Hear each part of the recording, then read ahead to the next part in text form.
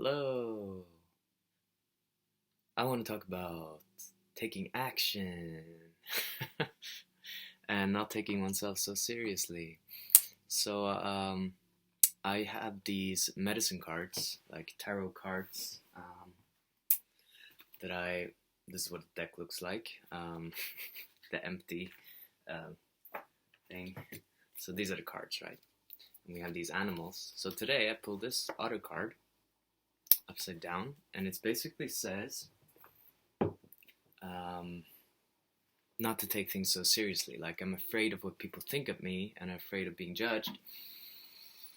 I'm human, and one way to deal with that and to overcome that is to not take myself so seriously.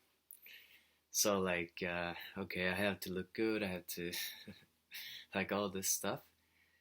Um, and, like, allow the playfulness of the otter to utterly wash away all the fears, like, off your back.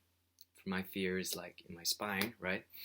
So I'm just gonna wash it away and be myself. And I'm not gonna be afraid of you judging me because of this sound that I just made. Yeah. And as for taking action, being not so serious definitely helps. Like, I'm not attached to the outcome of what's gonna happen, and just trusting in that whatever happens is for the best. Very easy. And yeah, but also not okay.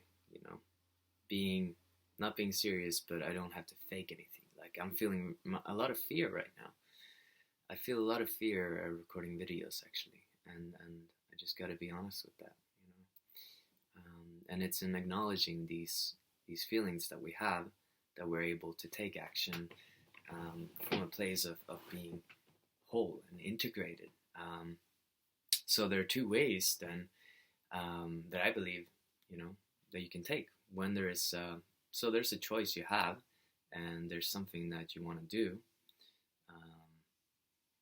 and your choice is to do it or not do it, right? But usually, if it's something you really want to do, then you want to do it. But sometimes there's something in the way, like a fear, anxiety, or whatever. And what you want to do with that is you just want to move through it. And there's something called the 5-second rule. So this is not the 5-second rule where you drop something on the floor, you pick it up, and then you can eat it before 5 seconds.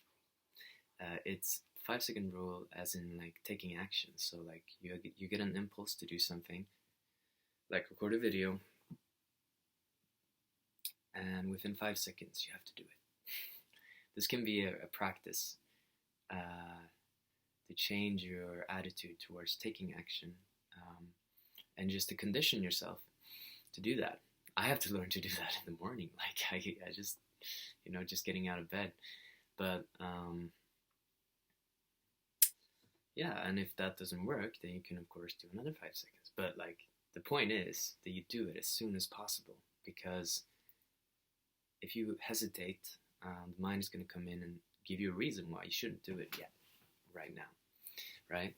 So it might feel very uncomfortable, and a key for that then is to acknowledge the discomfort as something that is giving you growth and strength in the long run.